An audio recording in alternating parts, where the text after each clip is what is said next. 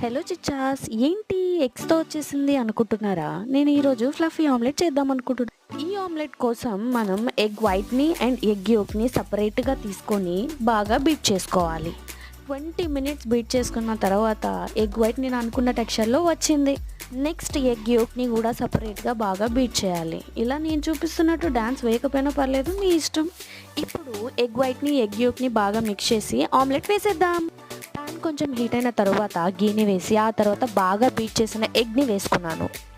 ఇప్పుడు కొంచెం salt and garam masala and కొంచెం అలా కారం కూడా వేసేసుకుంటే సూపర్ టేస్ట్ అయితే ఉంటుంది.